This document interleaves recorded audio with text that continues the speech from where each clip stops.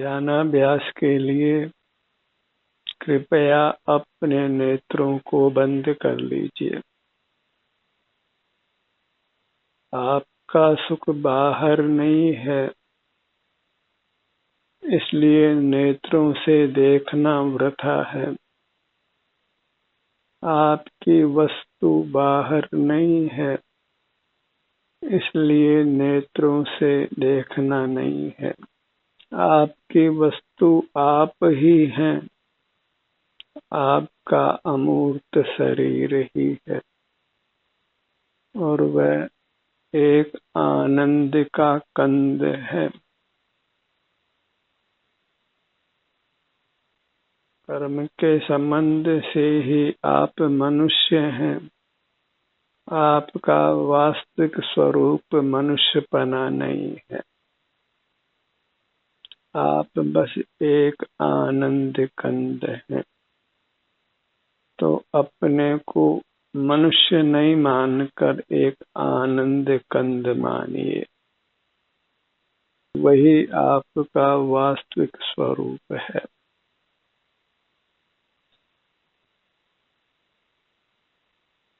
आप अविनाशी सुख स्वभावी हैं और वह स्वभाव अचिंत्य है, अनिर्वचनीय है, केवल उसको भोगा जा सकता है। सुख स्वभावी होने से आप सुख के भोगता हैं, इसलिए अपने सुख को ही भोगिए। आप सुख ही हैं, इसलिए अपने को ही भोगिए।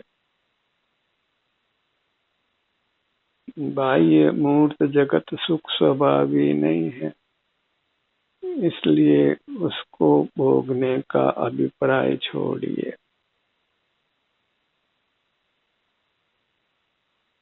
अपने तक सिमट कर रहिए कि बस आनंद ही आनंद है, परमानंद है, परमात्म दशा है, अविनाशी सुख का भोग है।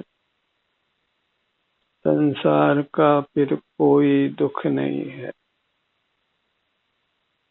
आप जन्म मरण की परंपरा से मुक्त होते हैं कि न भूख है, न प्यास है, न सर्दी है, न गर्मी है। बस एक आनंद ही आनंद है। आनंदम ब्रह्मणो स्वरूपम निज देहे व्यवस्थितम। आपकी अमूर्त काया है, उसी का ध्यान कीजिए, उसी का भोग कीजिए। आपका ध्यान आनंद के भोगने रूप है। ध्यान स्वयं का ही होता है और स्वयं आनंद रूप है। तो अपना ध्यान अर्थात अपने आनंद का भोग है। अपने आनंद के भोग में राग नहीं है, द्वेष नहीं है। परम वीतरागता है।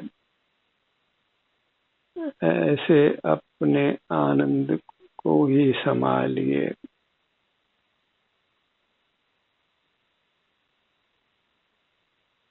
सिर से पांव तक इतना आनंद है जो आपका अपना है। वही आपकी सर्वोत्तम निधि है। उसके बराबर कोई निधि नहीं। बाहर का जगत उसके कुछ भी सामने नहीं करता। उसके सामने बाह्य जगत का कुछ भी मूल्य नहीं है। बाह्य जगत जो इंद्रिय गोचर है, जड़ है, अचेतन है, निस्सार है, शुष्क है, सुख से रहित है। ऐसे बाह्य जगत से नाता तोड़कर अपने आनंदमयी लोक से नाता बनाइए।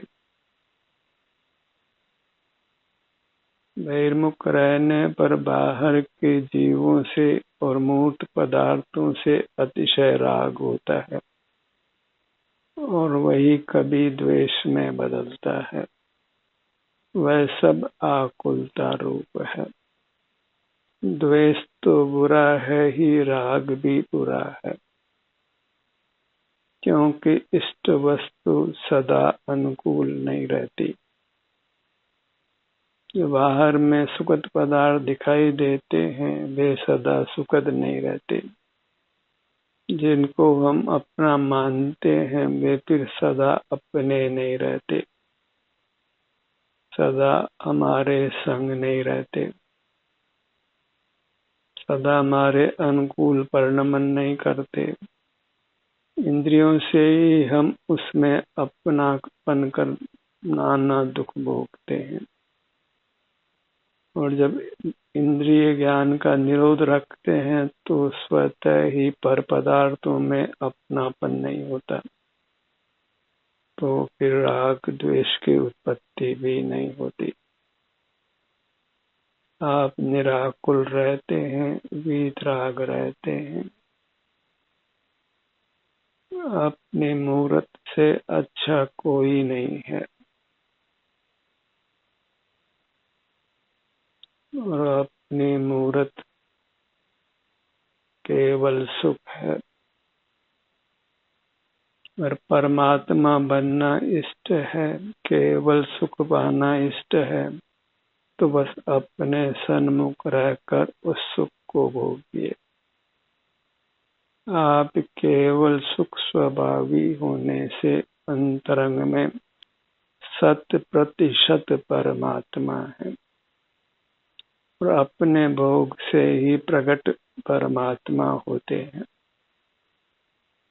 और मनुष्य जन्म मिला है परमात्मा होने के लिए, न कि पुनर्जन्म के लिए। अपने में ही समाकर परमात्मा हो जाना है।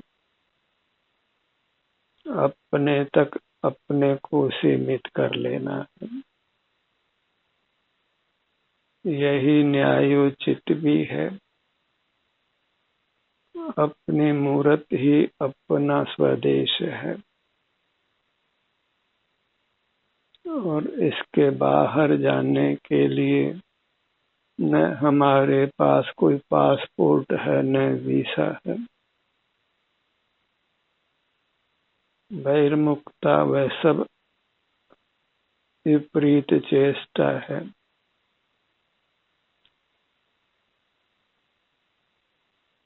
अतिक्रमण है, अनर्थकारी है। जैसा हम जीवन जी रहे हैं बहिर्मुखता का, वह 100% निंद्य है। उसकी जितनी निंदा की जाए उतनी कम है, क्योंकि वह सब एक कुशील है, और कुशील तो जगत में भी अच्छा नहीं माना जाता है।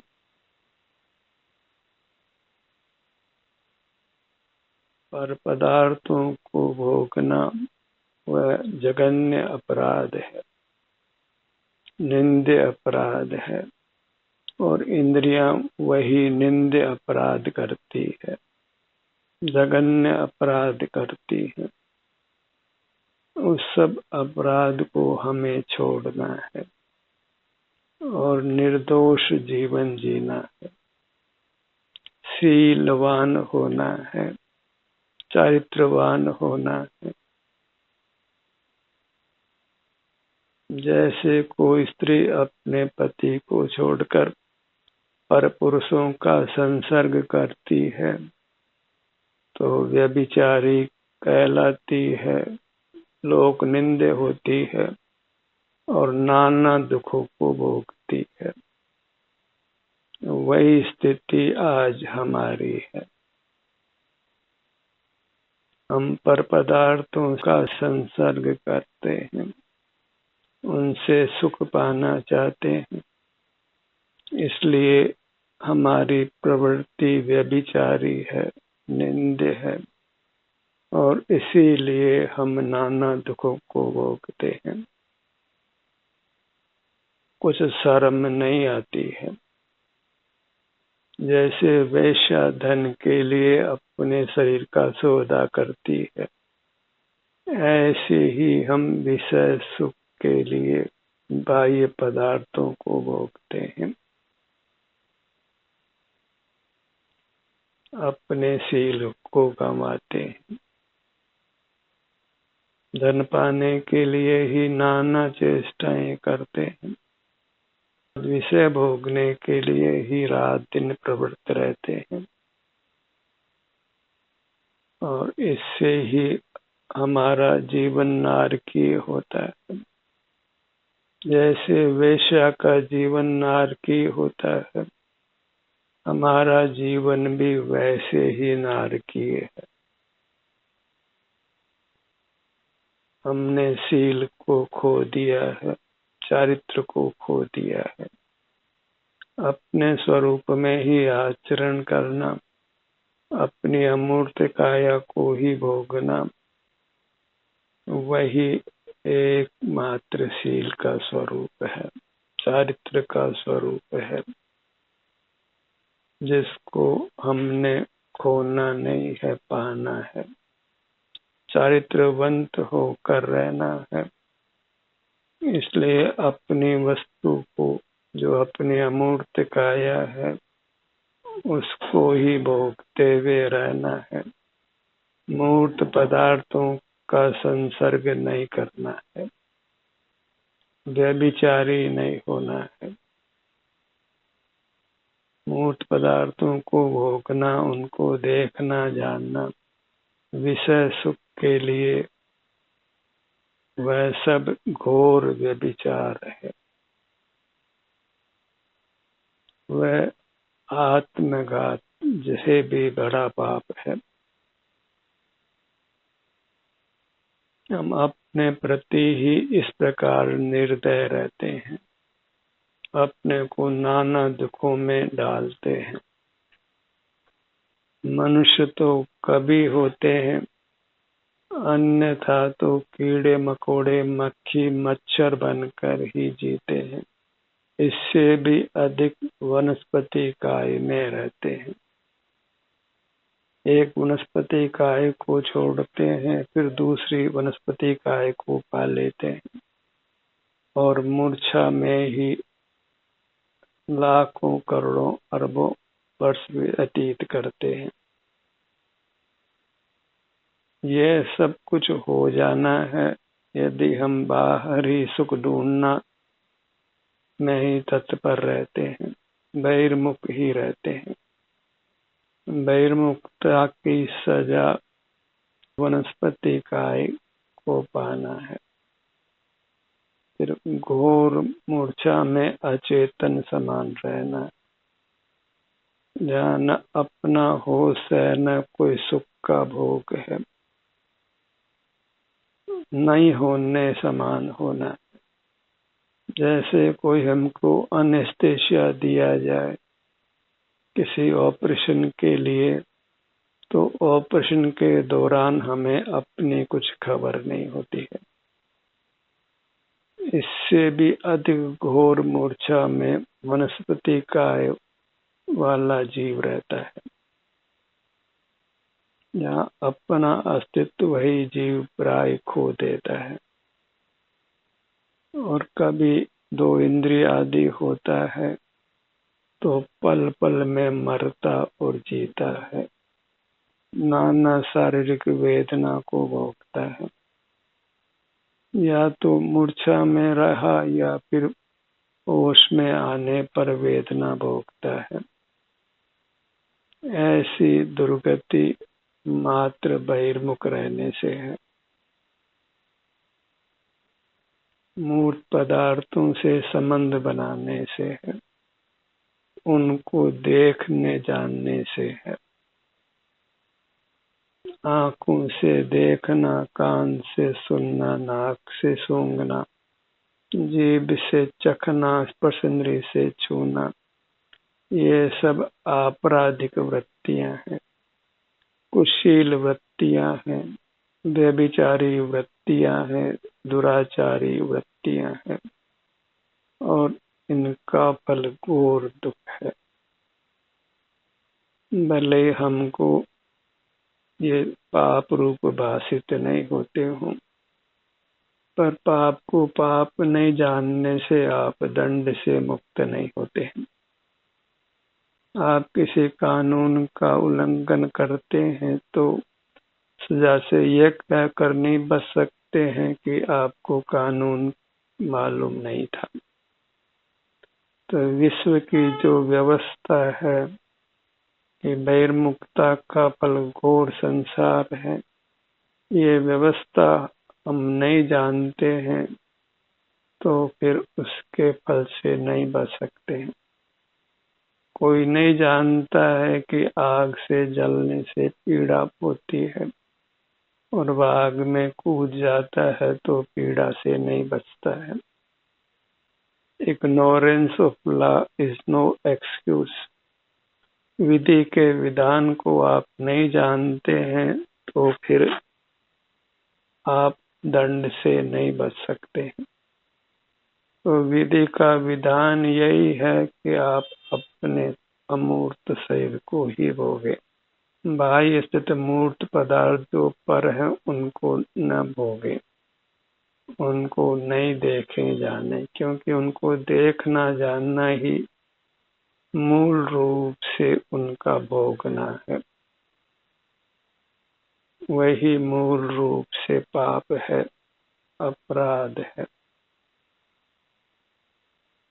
और वह वास्तव में कोई सिविल अपराध नहीं है, वह क्राइम है। उसकी सजा अत्यंत भयावह है। मनुष्य लोक में तो उसकी पीड़ा का कुछ अंश भी नहीं है। जो मनुष्य भाव खोकर जीव पशु पक्षी की अवस्था में भोगता है, अपने दुखों से रक्षा कीजिए, अपने पर दया कीजिए, बाह्य जगत से व्यवहार समाप्त कर अपनी मूर्त को ही भोगिए। जो परमात्मा हो गए हैं, जो महान सुखी हैं, वे भी बाह्य जगत से कुछ भी व्यवहार नहीं करते, बाह्य जगत को देखते जानते नहीं है।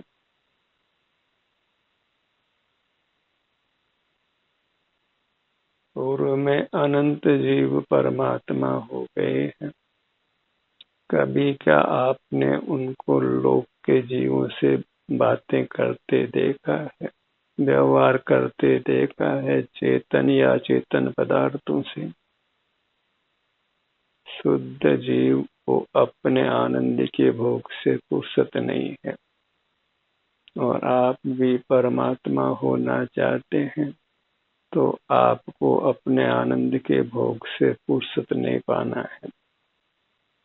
निरंतर अपने आनंद को ही भोगते हुए रहना है, और बहिर्मुख रहकर आप महान निर्दयी होते हैं। दूसरे को सताने वाला निर्दयी है और खुद को सताने वाला उससे बड़ा निर्दयी है। जिसको अपने पर ही दया नहीं आती है तो वह निर्दयी भी है और मूर्ख भी है, जो अपने सुख को भी पहचानता नहीं है,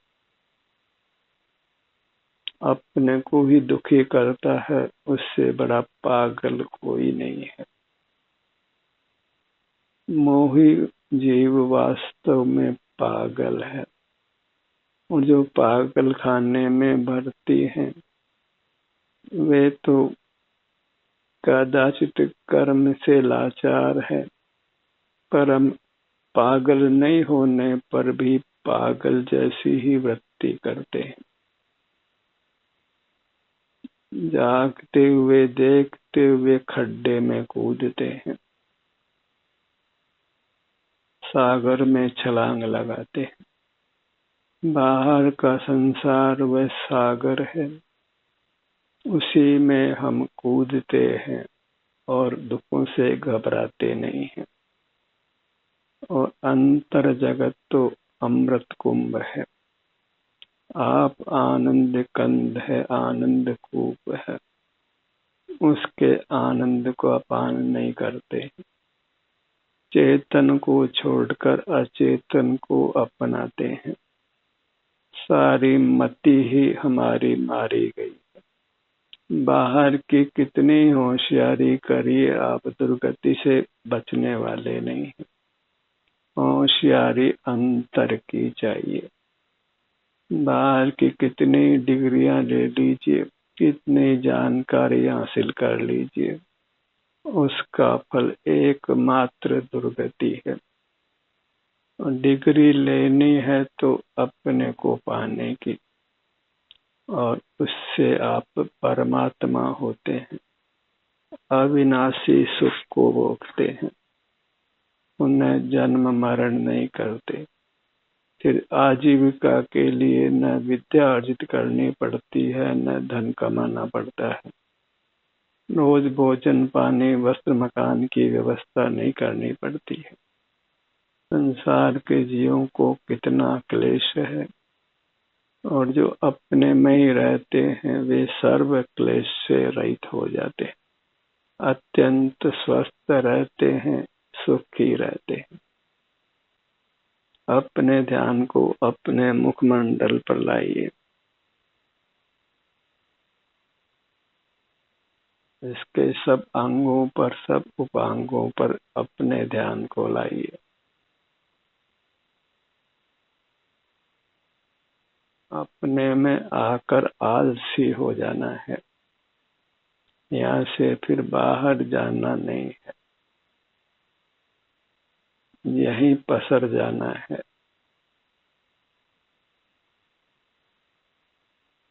अपना मुखमंडल,